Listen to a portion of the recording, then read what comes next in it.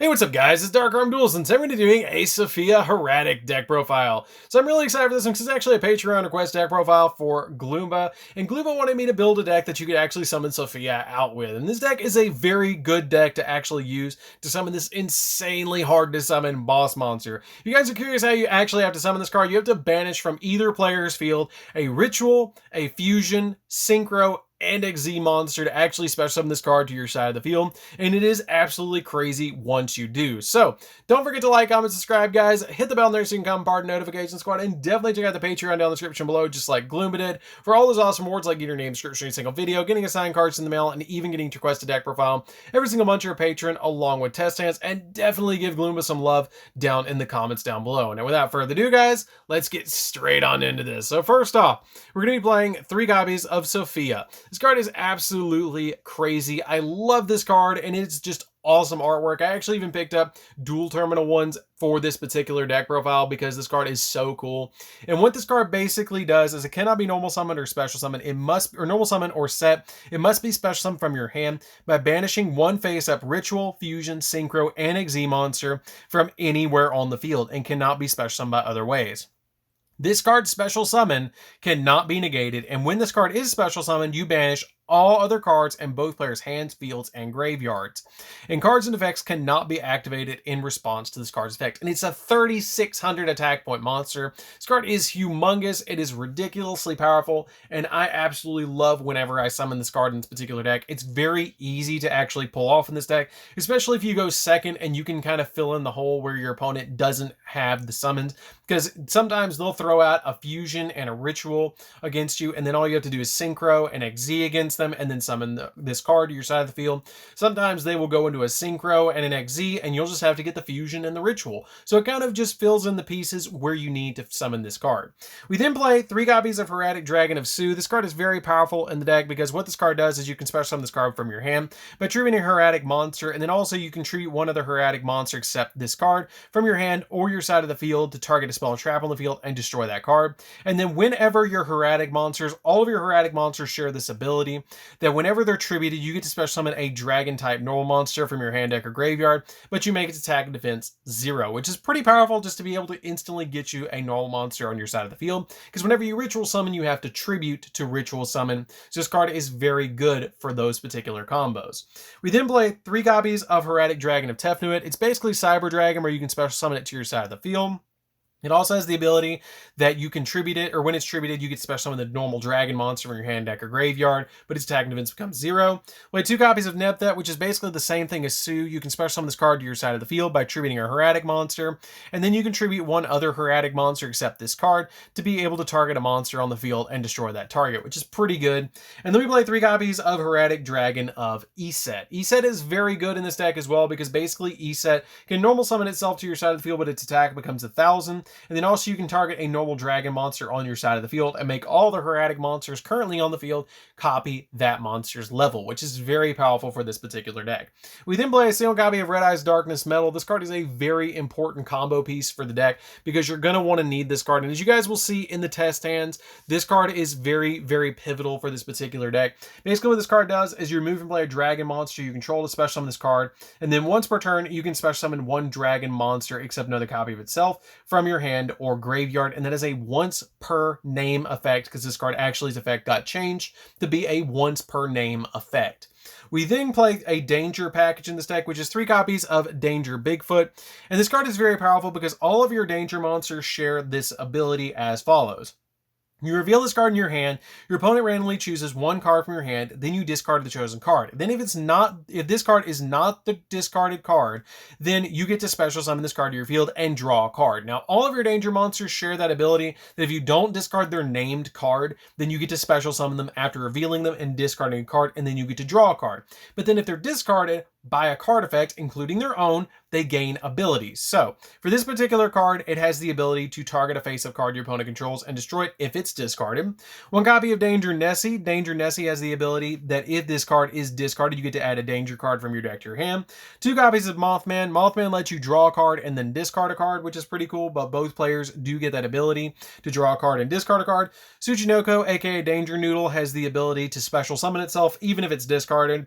And a single copy of Jackalope will lets you special summon a danger monster in the deck. Basically, you're playing these in the deck to help you get into your other copies of your Hieratic monsters and dig through the deck to get into your copy of your Sophia out on your side of the field, because they help you dig and link into copies of cards like Yugioh, or even use them as synchro materials in this particular deck to help you go into your synchro monster.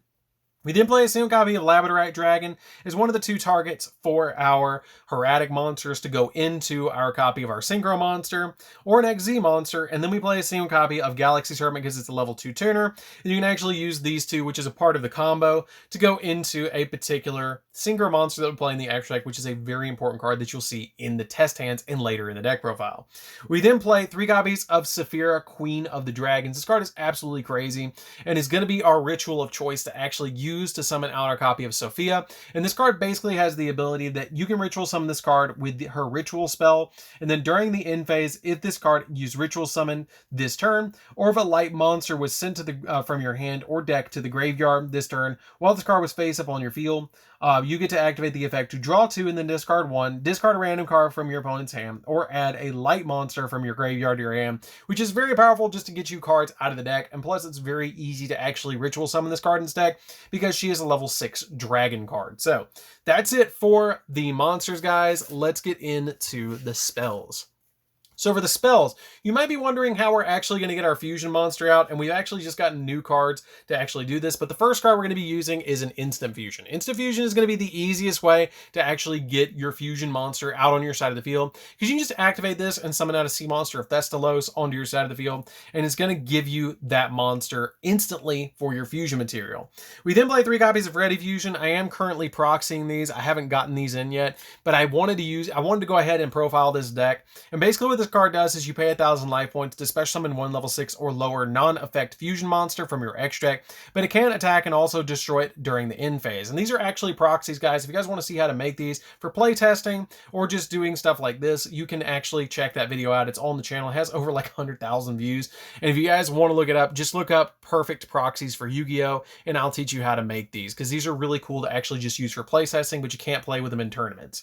But this card is really, really good because basically it's going to give you 4 targets to actually use to go into your fusion monsters to get you some really cool plays. We then play 3 copies of Hieratic Seal of Convocation, which is basically the reinforcements of the army for the deck. It's going to let you add any Hieratic monster from your deck to your hand, which is pretty good just to grab any of your Hieratic monsters. Play 3 of the ritual spell for Sophia, and this card has the ability that this card's ritual summoned to the copy of the Sophia, Queen of the Dragons.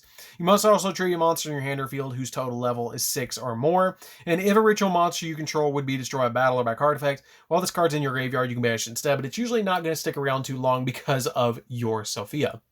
We then play 3 copies of Pre-Prep of Rites. Pre-Prep of Rites will actually search your ritual spell and your ritual monster, and it's really, really easy to actually just get this. As long as you open pretty much this, a Ready Fusion or an Instant Fusion, 2 Convocations or 2 Hieratics, and a copy of Sophia, you're actually going to go directly into your copy of Sophia if your opponent does not even have a monster on the field. This card can do it completely by itself. This deck is really cool that it can actually summon Sophia completely by itself without any interaction from your opponent. But if your opponent does start to play and they do go first, you can actually summon it a little bit easier depending on what they throw against you. So that's it for the main deck, guys. Let's get into the extra deck.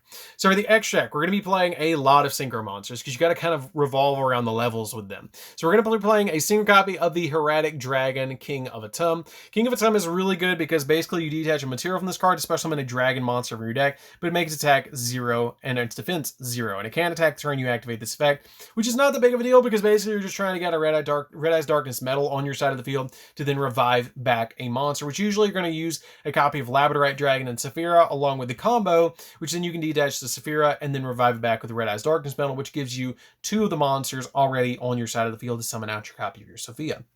We then play a single copy of Artifact Durandal. There is some weird instances in this deck that you will have 2 level 5s, and the really cool effect of this is you detach a material from this card, both players shuffle their entire hand in the deck, and then draw the same number of cards. It basically gives you kind of like a mulligan that you're going to get all your cards, put them back in the deck, shuffle the deck, and then draw the same amount, which kind of fixes your hand if you don't have the Sophia, because you're going to run into instances in this deck because there's no real way to search that card that you're not going to have it. So this card helps you kind of reshuffle your deck, and it gives you an XZ monster that you might need.